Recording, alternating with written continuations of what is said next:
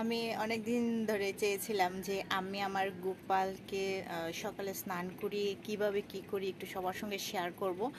যদিও আমি কয়েকবারে ভিডিও দেখিয়েছি কিন্তু স্পষ্ট করে কিছু বলিনি। আজকে পুরো ভিডিওতে দেখাবো আমার গোপালের সেবা আমি কিভাবে করি। এই যে প্রথমেই আমি আমার গোপালের এই যে কোমরের যে বিছা আছে ওইটা আমি পরিয়ে দিচ্ছি, কারণ ড্রেস পরানোর পরে ওইটা আর দেখা যায় না, তাই আমি আগে এটাকে দিয়ে দিই। আমি সবসময় গোপালের জন্য এখন আমি ড্রেসটা পরিয়ে নিই, যেহেতু আজকে একটু ঠান্ডা ঠান্ডা আছে, তো আমি ভেবেছি যে একদম নর্মাল একটা চিকেনের মধ্যে ওনাকে ড্রেস পরাচ্ছি। আচ্ছা, আপাতত আমার ড্রেসটা পরানো শেষ। তো যেহেতু ড্রেসের মধ্যেই কিন্তু এটা ফ্রক সিস্টেম, তাই ড্রেসটা পরাতে কোনো অসুবিধা হবে না।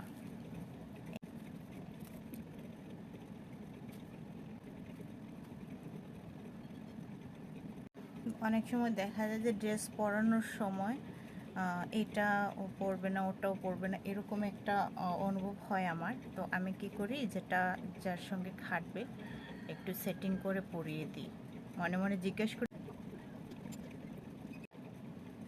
এই যে এটা আমার মেয়ে রাখি পূর্ণিমাতে পরিয়েছিল, এই জন্য আমি এটা ওকে পরিয়ে দিই, সব সময় হাতে থাকে। তুলসী মালা তো ওকে পরাতেই হয়। আমি সবসময় চেষ্টা করি ওকে তুলসী মালাটা পরাতে। যেহেতু বড় তুলসী মালা, তো আমি ছোটো করে পরিয়ে দিই ওর গায়ে। ও সেট করে পরে অনেক সময়। তারপর ছোট কিছু পরিয়ে দিই।